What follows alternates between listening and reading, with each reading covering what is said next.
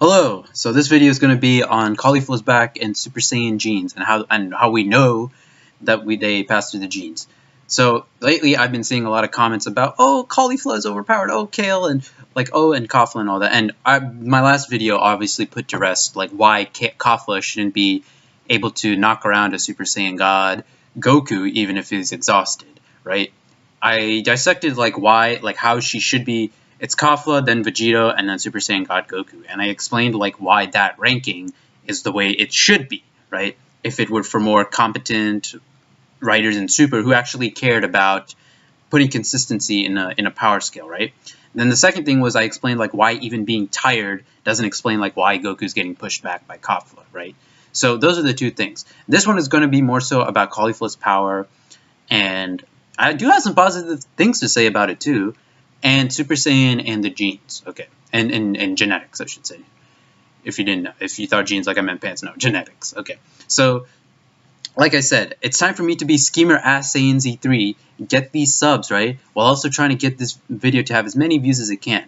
Now, people are bringing up Caulifla's back. Now, obviously, you guys know how I feel about this, right? Back tingly bullshit. Now, I've seen that people have said that this is akin to a martial arts, chakra key node system, and that's bullshit too, okay? Because the thing is, let's face it. Let's just face it, right? If you're watching an episode of Super, right, and you have watched all of Dragon Ball, all of Dragon Ball Z, all of Dragon Ball GT, and you come to this episode with Caulifla and the before I even get to this, right, I don't even have a problem with Caulifla going Super Saiyan, right? Much like I didn't have much of a problem with Kappa going Super Saiyan. Super Saiyan, even Super Saiyan 2, is fine for me, right? I don't mind that. What I do mind is concentrating key in your back. Now, I've watched a lot of videos on this. Not a lot. I actually shouldn't say a lot. I've watched a couple videos on this just because the idea that you can focus your ki on your back after getting mad and help you transform into Super Saiyan is just fucking retarded, right? If anything, whenever we've seen Goku, actually no, before I even get to that point, let me talk about this one video. So shout out to Farhan Kapadia. He's a guy that's been trying. He's been one of my subs for a long time. Always tries to go to my streams. Like Super, makes videos about Super, makes videos about Marvel Comics. Check out his videos. Shout out to him, right? It's Farhan Kapadia, Farhan space Kapadia. Now, he made a video about Caulifla's back, and ultimately, in the end, I disagreed with it, right? The gist of the video was that it was supposed to be a physical stimulus that one needed to transform into Super Saiyan. Now, again, I'm not trying to be mean when I say this, but this is all headcanon. There's never been a need for a quote-unquote physical stimulus to transform into a Super Saiyan. The only thing that we know, because of what Goku told Gohan in the Room of Spirit and Time when they were training, back in the Androids arc, was that one needed anger, right? And the point that Farhan was trying to make was that when a guy flexed like this, they were exposing their back, and so by exposing their back, that means that they're concentrating ki into their back. Now, honestly, I'm not trying to be mean when I say this, but that to me does not sound sane.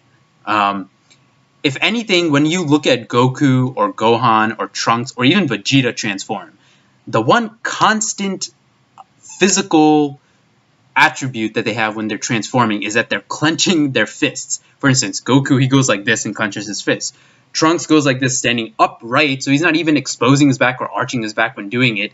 Goes with both his hands on his side. When he first transformed against when he saw future Gohan's body, he was yelling up at the sky like this. When he goes Super Saiyan grade 3, he does the same thing.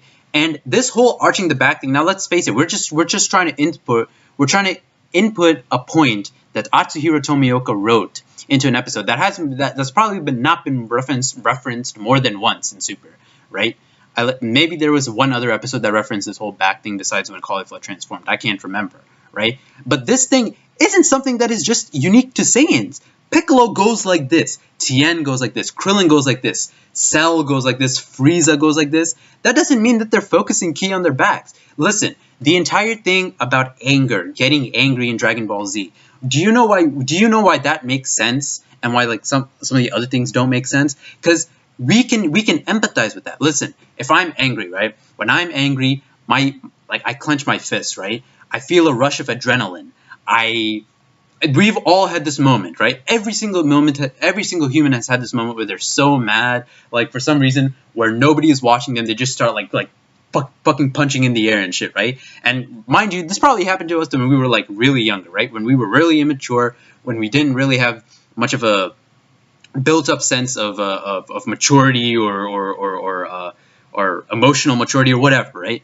So we understand that. We understand like what adrenaline does to us. We understand that it can push us beyond our limits. We understand that being backed into a corner and feeling anger can make us do things. We can feel empowered and we can feel strong in those moments. You know, there's that whole saying, "Don't corner a fox," that Kurama says in Yu Yu Hakusho. Don't corner a fox. We have a tendency to bare our teeth, right? Don't corner. What was it? Don't corner a cat. Don't corner a mouse. Anyway. So we understand like what anger does, but to try and fix that onto the bag just makes no sense, right? It doesn't make sense. And even if you wanted to attribute this to a keynote or a martial arts system, right? That too doesn't make sense either. Especially, and let me use Hunter x Hunter and Naruto as a case, right? Hunter x Hunter and Naruto, if you don't know, are obviously two shonen. Well, I shouldn't say obviously because you might not know, but they're two shonen, right? That ran in the same magazine as Dragon Ball, right? Many years after Dragon Ball had finished. Actually, no, I think not many years. Hunter x Hunter started in 97. I think Naruto started 98 or 97. So 2-3 years after the manga had ended with the Buu arc in Shonen Jump, right, in 95, right? So you have that happening, and the thing is, these keynote systems are the very foundational basics, the basics of chakra and nen. The basics. If you're going to try and input something like this way this late in the game, like in something in Super and Caulifla trying to go Super Saiyan, that just means she hasn't been using her ki properly. That means she has no mastery over ki, basically. Do you see what I'm saying? With Naruto, it was in the sense that you had to go through every single node. You had to go through like these walls, and famously with Might Guy in like the last arc of Naruto, he goes like 8 gates, right? So it's not something. So again, you can utilize those things. You can utilize like using chakra nodes or whatever. It just has to be sensible. It has to fit within the Dragon Ball power scale, and it doesn't. Hunter x Hunter, you started out with like going through stopping your nen from leaking. Remember that? That was something that they did back in the Heaven's Arena arc. These are basics. You shouldn't need something like this to go Super Saiyan. You shouldn't need to focus your energy at one point to go Super Saiyan. Because one, for a number of reasons. One, that was never said in the original manga. Two, it's very obvious. And again, it's not something that you can like discreetly prove unless you're Atsuhiro Tomioka himself, right? But I guarantee, but this is so obviously it's another Toei added bullshit ass trait or fact or bullet point to the Dragon Ball lore that they're trying to incorporate. Because like I said, Toriyama is not writing other than like a basic plot outline. He's not writing. That's all he's doing. That's all he's doing. And then Toyotaro and Toei are filling in their own details, their own lines of dialogue, how events should happen, right? Yada yada yada. So that's another reason, right? So let me remember what I said. It wasn't in the original manga. It's Toei bullshit only. And 3, like I said, usually when it comes to these things in martial art, even in real life, maybe I remember there was this one thing that I was reading on what was it? Not kickboxing, not Muay Thai either. It was some Chinese martial art. It was something to do with Baji Quan, right? Baji Quan, like if you guys don't know what that, if you guys play Tekken, it's what Leo uses. It's what Michelle and Julia Chang use, right? It's what Akira Yuki uses in Virtua Fighter, right? It's that martial art. That has something to do with like walls and gates, right? And I'm pretty sure like that's what all this stuff is being based on. I think actually I could be mistaken about this, but I think like this was the first martial art that decided to use that sort of thing, right? Because Chinese Kempo or just Chinese martial arts in general have always been like a lot more, in my opinion, from what I've seen, a lot more like acrobatic and like style based more so than what I've seen in like when I say like Crane and Tiger or whatever, right? And I think that shows like in the video games that I played, even the movies that I've watched, right? And some of the research that I've done, right? Anyway. Phew! It just doesn't make sense at the end of the day. Now, even more than what I had a problem with the back, though, was fucking Caulifla's anger trigger. That was insulting. And I'll talk about this when the Universe Survival arc finishes and I do my whole arc review, which is probably going to be way more longer than either my Zamasu arc one or my Revival of F1. Probably my Universe 6 one too, just because the number of episodes that are in this arc, it's probably going to go to like 40, right? If this ends in March, presumably if this ends in March, which I think it will. Or it might not. We'll see. I mean, there are a couple unexplained super plot points to go with, like the 4 other universes, the Rama, you know, a whole bunch of other bullshit, right? Maybe Vegeta getting Ultra Instinct. We'll see. But even more so than the back thing, right? There's another glaring problem in Caulifla getting Super Saiyan the way that she did. Now, again, I don't have a problem if in a script, right, you introduce this new character called Caulifla, and you wanted her to achieve both Super Saiyan and Super Saiyan 2, right? Now, the only reason I'm okay with her getting Super Saiyan 2 was because of Kale's Broly form. Like I said in the previous episode, or my previous video, or the video before that, I was saying, like, I can understand why Kale or Caulifla got Super Saiyan 2, because the person that she was fighting at the time was Kale's Broly, or Kale in her Broly form, right? Now, obviously, Kale is not Broly, but given by like the feats, who they fought, and the very clear fact that Kale is an homage to Broly, right? You can combine those two things, and that you combine all those things, and the fact that Broly, the only Super Saiyan 2 that he's been able to defeat, is Gohan in movie 10. And yes, like I said in that previous video, we know Gohan was a Super Saiyan 2 because of the character designer sheet that came with that movie. We saw Gohan as a Super Saiyan, and then Gohan as a Super Saiyan 2 with a very distinct and different hairstyle, right? Now, so we know that he was a Super Saiyan 2. Gohan was a Super Saiyan 2 in movie 10. There's just no debate. That's just what it is. That's just what it is, right? So, again, it's not so much that Kale can get Super Saiyan or Super Saiyan 2. I'm fine with that. In fact, I like it, right? Because I want female Super Saiyans, right? And Caulifla, I hope I'm not being pedophilic when I say this. I hope she's over the age of 21. She's a bad bitch, right? But, again, it's the way in which she got it. It's the way, the anger trigger. For Goku, it was Krillin dying. For Trunks, it was future Gohan dying. For Vegeta, it was his loss of sense of purpose, at his own sense of his sense of uselessness. I can't even speak right. Gohan, it was the same thing.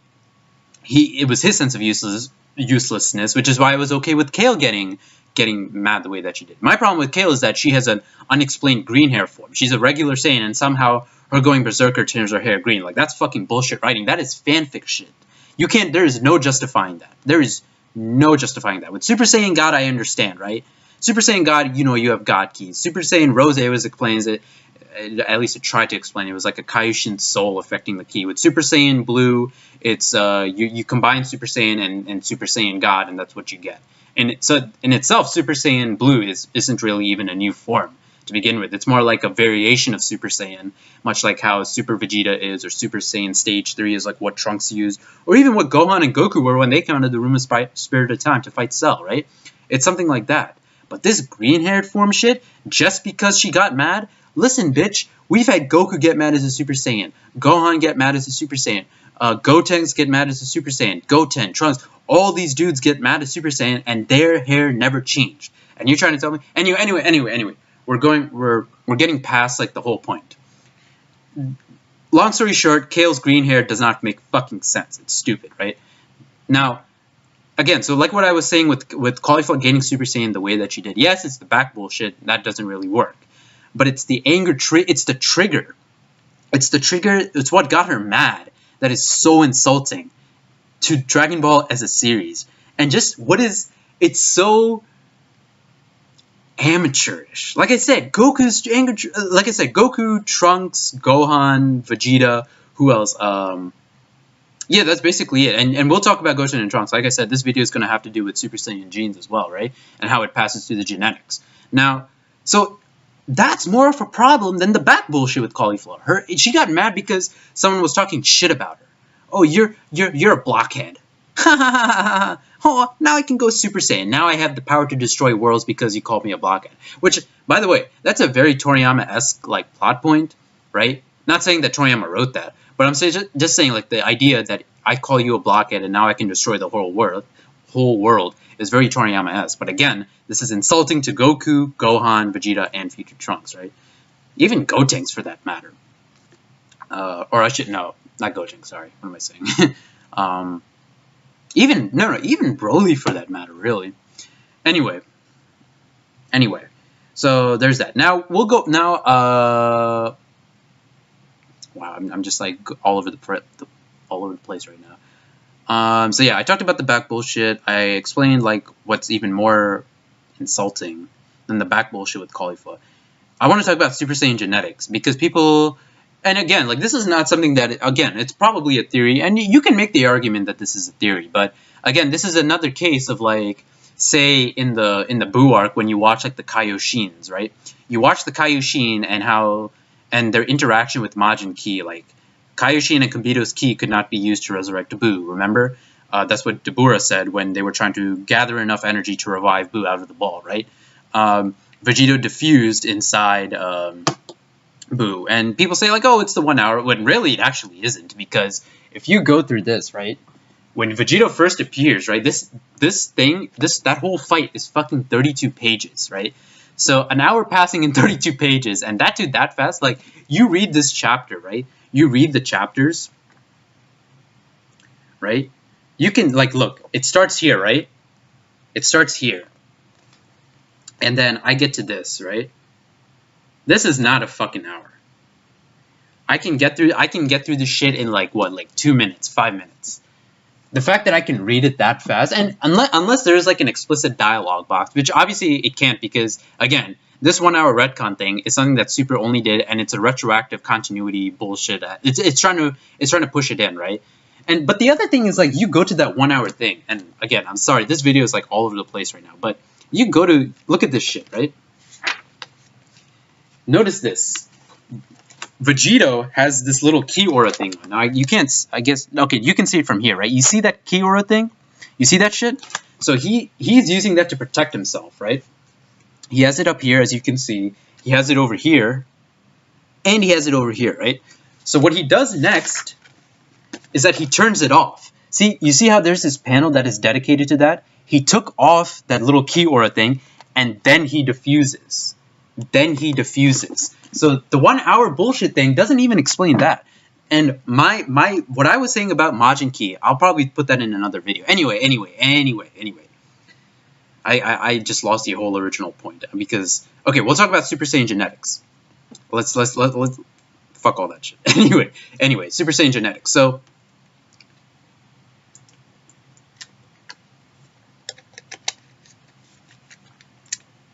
actually, no, I can't even use that volume. I always use that volume for some reason, just because I can't find any of my other shit.